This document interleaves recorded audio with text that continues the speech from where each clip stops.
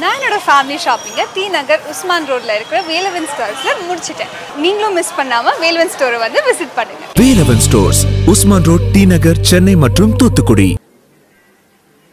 எப்படியாவது பெற்றுவிட வேண்டும் என்று கடைசி நொடி வரை போராடினோம். அது சரியா வரல. சின்னத்தை இழந்தாலும் நம் எண்ணத்தை விட்டுவிடக்கூடாது. அது மக்களிடையே கொண்டு போய் சேர்ப்பதற்கு இதைவிட சிறந்த ஒரு சின்னம் இல்லை என்பதை முடிவு செய்துவிட்ட பிறகு இந்த சின்னத்திலேயே போட்டியிடுவது. விவசாயி சின்னமும் நான் கேட்கல, தேர்தல் ஆணையம் தான் தந்துச்சு.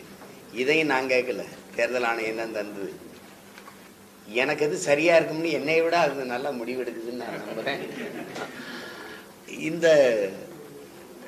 இது இல்லாம உலகத்திலே புரட்சியே கிடையாது. இதுல பல பெரும் புரட்சியாளர்கள், மேதைகள் இதன் மூலமாகத்தான் தங்களுடைய கருத்துக்களை, எண்ணங்களை விதைத்து இந்த மண்ணிலே புரட்சியை உருவாக்கினார்கள். நாம் அறிந்து Stalin, Lenin, Fidel Castro, Che Guevara, மா சேத்துங்கு, எண்ணற்ற பெருமக்கள் இந்த நிலத்திலே புரட்சியாளர்கள், அம்பேத்கர், பேரறிஞர் அண்ணா, எல்லா பெரும் மேதைகளும், பெருந்தலைவர் காமராஜர், எங்களுடைய தாத்தா காமராஜர், எங்களுடைய தாத்தா முத்துராமலிங்க தேவர், எல்லாரும் இந்த ஒய்வாங்கிங்கிற இந்த கருவியில முழக்கத்தை முன்வைத்து தான் இந்த நிலத்திலே அளப்பெரிய புரட்சியை முன்னெடுத்தார்கள். இங்கே யாரும் எந்த கட்சிக்காரங்களும் தங்கள் சின்னத்துக்கு வாக்கு கேட்கலாம், ஆனா ஏன் சின்னத்தை தவிர்த்துட்டு வாக்கு கேட்க முடியாது.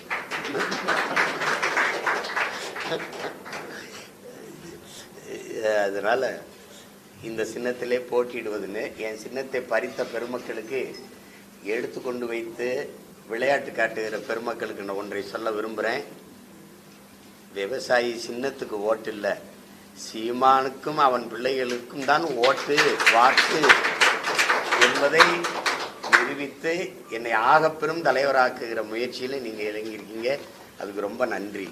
அதனால் ஒருபோதும் நாங்கள் பின்னடைய போகிறதில்லை. எந்த சின்னம்னாலும் போட்டிடுவது. கடைசி நொடி வரை நான் போராடி பார்த்தேன், அது சரியாக வரல. அதனால தான் இந்த சின்னத்திலேயே இருக்கிறேன். என்னுடைய அன்பு மக்கள், எங்களை உற்று கவனியுங்கள். நாங்கள் உங்களுக்கானவர்கள், உங்களிடமிருந்தே உங்களுக்காக வந்தவர்கள்.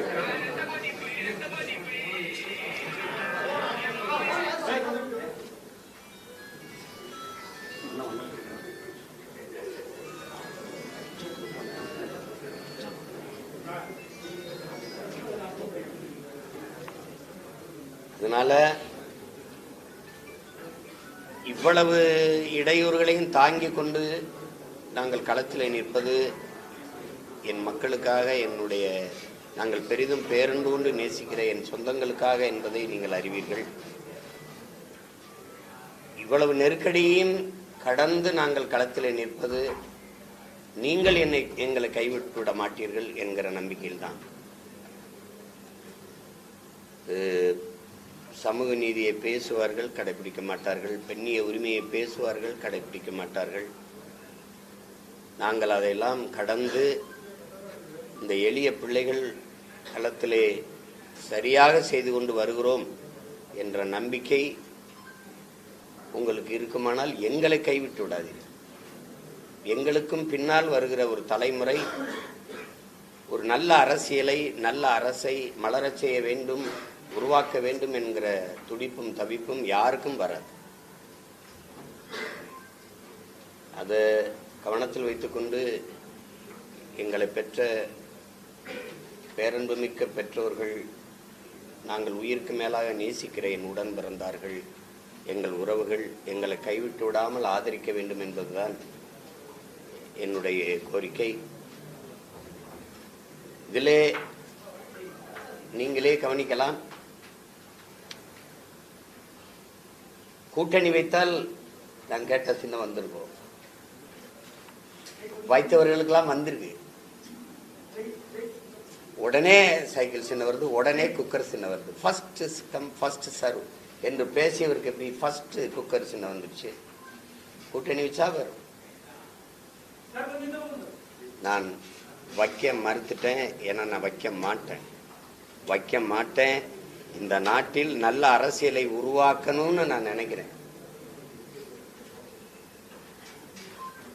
எந்த சமரசமும் என் வாழ்நாளில் செய்ய மாட்டேன். காரணம், நான் பிரபாகரனின் பிள்ளை மகன் என்பது நீங்கள் கவனிச்சு. அதில் எவ்வளவு பேர் பேசியிருப்பாங்க என் தலைவன். சீனா, ரஷ்யா, அமெரிக்கா. அவரும் செய்யலை, நானும் செய்ய மாட்டேன். எனக்கு ஒரே ஒரு தன்னலம் தான். அது என் இனத்தின் நலன், என் மண்ணின் மக்களின் நலன், அவ்வளோதான். அதில் இந்த சின்னத்தில் நாங்கள் போட்டிடுறோம். அதுக்காக ஒன்றும் இந்த நம்ம விவசாயி சின்னம் இல்லைன்னா, அது சின்னத்தில் தான் விவசாயியா என்ன சீமான், அவன் உண்மையிலே விவசாயி தான். அதனால் சின்ன விவசாயியாக இருந்து இல்லை, உலகத்தின் அன்னமே விவசாயி தான். அதனால் நாங்கள் நம்பிக்கையோடு களத்திலே பயணிக்கிறோம். எனக்கு கொஞ்சம் தாமதமாயிடுச்சு. சின்ன முதல்ல இருந்தால் நேரம் நான் பாதி ஊர் சுற்றி இருப்பேன். என்னால் போய் பயணிக்க முடியல. நாளையிலிருந்து தான் நாங்கள் தொடங்க வேண்டியது இருக்குது பரப்புரையே. அது ரொம்ப எதிர்பார்த்து கடைசி நொடி வரை என்ன இன்னைக்கு கட்டுத்தொகை போடுறதுக்கான கடைசி நாள் வேட்புமனு தாக்கல் செய்கிறதுக்கு. அதனால் சின்ன என்னென்னு தெரியாமல் போட முடியாது. எங்களை சுயேட்சையாக நிறுத்தி 40 தொகுதிக்கு 40 சின்னம் கொடுக்கணுங்கிறதான் அவங்களுடைய நோக்கம். என்னை எப்படியாவது வீழ்த்திடணும், என்னை பின்னுக்கு தள்ளிடணும்னு நினைக்கிறாங்க. எப்படா ஒரு சின்ன தனி மனிதன் நான் நின்று 7 விழுக்காடை தொட்டான் அப்படிங்கிறத இவங்க எல்லாருக்கும் வியப்பு. 7 விழுக்காடுலேயே பயந்துட்டினா இந்த தேர்தலில் நான் என்ன செய்வேன்னு யாருக்கு தெரியும்? என் மக்கள் என் கூட இருப்பாங்க. ஏன்னா நான் மக்கள் கூட இருக்கேன், மக்களை நம்பி இருக்கேன். பார்ப்போம், ஜூன் 4ஆம் தேதி பார்ப்போம். இதுவே நாம் தமிழர் கட்சியின் சின்னம். ஒளி வாங்கி மைக், ஆங்கிலத்தில் மைக். இது ஆக பெரும் புரட்சியாளர்கள் தங்கள் முழக்கத்தை முன்வைத்த இந்த கருவி.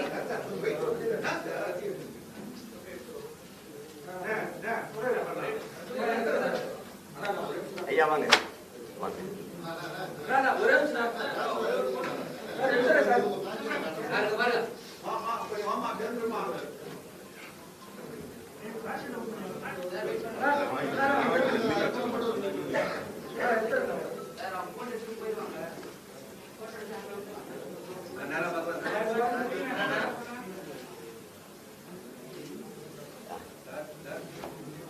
இது எங்களுடைய 2024 இந்திய ஒன்றிய நாடாளுமன்ற தேர்தலுக்கான வரைவு. இதில் அடிப்படை அமைப்பு, அரசியல் மாற்றம், இது மாற்றத்திற்கான எளிய மக்களின் புரட்சி என்கிற முழக்கத்தை முன்வைத்து இந்த வரைவை நாங்கள் வெளியிடுறோம். படிக்கும்போது உங்களுக்கு இதெல்லாம் சாத்தியமா என்று படலாம். சாத்தியமா தேவையா என்று உணர்ந்தீர்கள் என்றால் இது சரியான வரைவு என்று உங்களுக்கு தோணும். நாங்கள் எழுப்பி இருக்கிற கேள்விகள், நான் கூட 26ல் தான் வரைவை வெளியிடலாம்னு நினச்சா, நான் இதில் சொல்லி ஆகணுங்கிறதுனால மிக சுருக்கமாக ஒரு சில கேள்விகளை என் மக்களுக்கு முன்பு வைக்கிறோம். உங்கள் பிள்ளைகள் எழுப்புகிற கேள்வி உங்களுக்கான கேள்வி. உங்களுக்கும் இது தோன்றிருக்கலாம், தோன்றலாம். இதை படிச்சு பாருங்க. முழுக்க முழுக்க உண்மையின் பக்கம் நின்று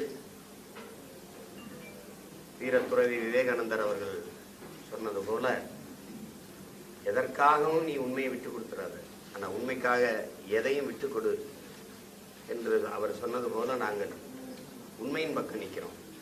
இதை படிச்சு பாருங்க, இந்த வரைவை கொண்டு போங்க. மிக்க நன்றி.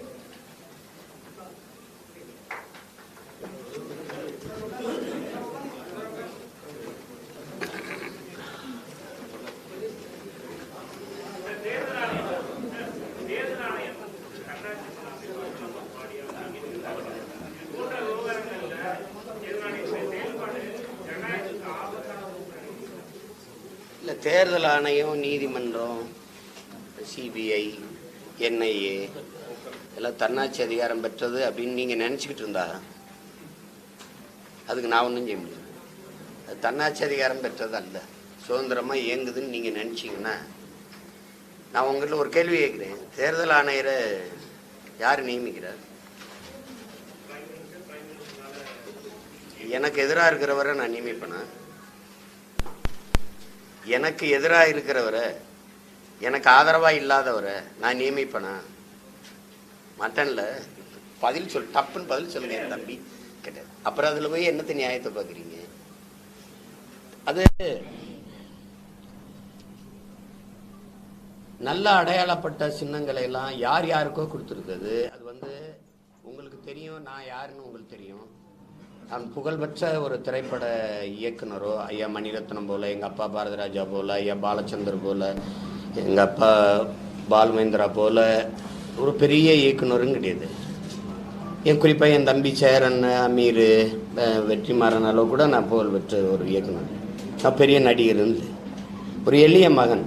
ஆனால் நான் எதுக்காக வந்தேன் அப்படின்னா, என் இனச்சாவில் தான் நான் கற்றுணர்ந்தேன். எங்களுக்கு எந்த அரசியல் இல்லை, வலிமை இல்லை என்பது. என் தலைவன் எனக்கு ஒரு சின்ன ஒரு நம்பிக்கை வச்சு எனக்கு ஒரு வேலையை கொடுத்தாரு. அதை செய்யணும்னு நான் வந்து செஞ்சுக்கிட்டு. இந்த சூழலில் ஒன்றுமே இல்லாத நாங்கள் ஏறி வரும்போது எங்களுக்கு எந்த கை கொடுத்தும் எங்களுக்கு ஆதரவு இல்லை. இதில் நீங்கள் பார்த்தீங்கன்னா, இப்போ நான் ஒரு சின்னத்தை விண்ணப்பிக்கிறேன்னு வைங்களேன், ஆட்டோ அப்படின்னு. இது யார் கொடுக்கப்பட்டிருக்குன்னு நினைக்கிறீங்க? தீக்குச்சிங்கும்போது என்னுடைய கருத்தோடு அது ஒத்து போகுது. வேளாண்மை என்னோட ஒத்து போச்சு அப்படின்னா, நான் வேளாண்மையை அரசு தொழிலாக்கி, தேசிய தொழிலாக்கி நான் கொண்டு வருவேன் அப்படின்னு வேளாண்மையோட நான் என்னுடைய பொருளாதார கொள்கையை பசுமை, தாய்மை பொருளாதார கொள்கை, வேளாண்மையை முன்னிறுத்திய பொருளாதார கொள்கைன்னு நான் கொண்டு வந்ததுனால அது வந்துடுச்சு.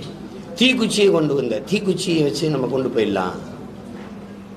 எங்களை உரசினால் பற்றி எரிவோம், பெரும் நெருப்பாக எங்களையே எரித்து கொண்டு உலகத்திற்கு வெளிச்சத்தை தருவோம் அப்படிலாம் கொண்டு போயிடலான்னு அதை விண்ணப்பிச்சேன். உடனே வேற ஒருத்தர் கொடுக்கப்படுது. இது இதை பேசி ஒன்றும் பயனில்லை. அது எங்கள் சின்னத்தை யாருக்கு எடுத்து கொடுத்தீங்க? இப்போ அவர் போட்டிடுறாரா? அது வேணும்னே செய்கிறத போய் நம்ம ஒன்றும் செய்ய முடியாதுல்ல. அப்போ என்ன பண்ண முடியும்?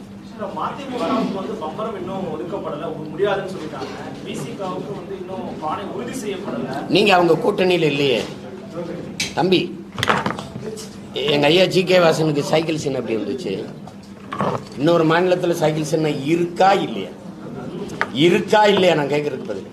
இன்னொரு மாநிலத்தில் இருக்க அது தேசிய கட்சி, அந்த கட்சியில் இருக்கிறது உங்களுக்கு கொடுக்க முடியாதுன்னு எங்க கிட்ட சொல்றேன். நீங்க எப்படி எங்க ஐயா ஜி.கே. வாசனுக்கு சைக்கிள் சின்னம் வந்துச்சு? எப்படி ஐயா டிடிவி தினகரனுக்கு? அவர் தான் சொன்னார், ஃபர்ஸ்ட் கம் ஃபர்ஸ்ட் சர்வ். யாருமே குக்கரை கேட்கலையா? அப்ப எப்படி அவருக்கு வந்துச்சு? அதெல்லாம் இப்ப 2 தொகுதியில் போட்டி, 2 தொகுதியில் அவர் போடலைன்னு தெரிஞ்சுக்கிட்டு சொல்றீங்க. அவர் தெரிஞ்சிருச்சு ஒரு தொகுதியில் தான் போடுறாருன்னு, அதனால சொல்றீங்க. அதே மாதிரிதான் எங்க அண்ணனுக்கும் சொல்றீங்க, திருமாவுக்கும். ஏன் அவர் 2 தொகுதியில் போட்டிட்டார்? கொடுங்களேன். இந்த அண்ணன் வைகோக்கு சொன்ன காரணம் எங்க அண்ணனுக்கு பொருந்தும்னா 2 தொகுதியில் போட்டிட்டார்ல, கொடுங்களேன். இதுல எல்லாம் வென்றலாம்னு நினைக்கிறவரை என்ன பண்ணுவீங்க? எல்லா தொகுதியிலையும் அமைதியா கட்டு தொகை போடுற இந்த வேட்புமனு தாக்கல் நடக்குது. கோயம்புத்தூர்ல மட்டும் ஏன் என் தங்கச்சிக்கு இடையூறு வருது? ஏன் வருது? அரசியல் பிழைத்தோருக்கு அறமே கூற்றாகும். எத்தனை ஆயிரம் ஆண்டுக்கு முன்னாடி எங்க பாட்டனார் பாடிட்டு அறம் சார்ந்து நில்லுங்க, ஒரு நேர்மை கடைப்பிடிங்க. இதெல்லாம் இது எல்லாருக்கும் தானே. இதெல்லாம் நாங்களும் நினைவில் வச்சுட்டு தானே வேலை செய்வோம். இந்த ஆட்டம் எவ்வளோ காலத்துக்கு, எத்தனை இடத்துக்கு ஆடிடுவீங்க, எவ்வளவு பண்ணிடுவீங்க அப்படின்னு. சரி, எவ்வளவோ பார்த்துட்டோம். என் பங்காளி வடிவேல் சொல்கிற மாதிரி இது என்ன பிரமாதம், இன்னும் ஸ்பெஷல் ஐட்டம்லாம் இருக்குங்கிற மாதிரி எவ்வளவோ பார்த்துட்டோம். அது ஒன்றும் இல்லை. வேற ஆனா தேர்தல் ஆணையமே ஒரு சின்னத்தை முடிவு பண்ணி உங்களுக்கு கொடுக்குறாங்கன்னா இது இவிஎம்ல எதிரொலிக்குமா இதோட பிரச்சனை? அது உங்கள்கிட்ட சொல்லணும்ல, நான் வேற யார்கிட்ட சொல்ல முடியும்? நீங்கள் தான் கொண்டு போய் வச்சுக்க. அது என்ன செய்யும்னா எங்கள் சின்னத்தை 3வது பெட்டியில் வைக்கும். இந்த வாட்டி பாராளுமன்றத்துக்கு குறைந்த வேட்பாளர்னால 2 பெட்டி ஆகிற வாய்ப்பு இருக்குது. அதில் பின்னுக்கு தள்ளும், கொஞ்சம் மங்கலாக வைக்கும். என்னை கடந்த முறை அப்படி தான் பண்ணிச்சு. எவ்வளவோ போராடி பார்த்த கடைசியாக இருந்த நம்பிக்கை நீதியாக அதுவும் என்னை கைவிட்டுருச்சு. இப்போ இந்த முறையும் நீதிமன்றத்தை நாடுனேன். இந்த சின்னத்துக்கு வழக்கே எடுக்கலை. வழக்கு இருக்கும்போது எப்படி சின்னம் தர்றதுங்கிறது தேர்தல் ஆணையம். வழக்கை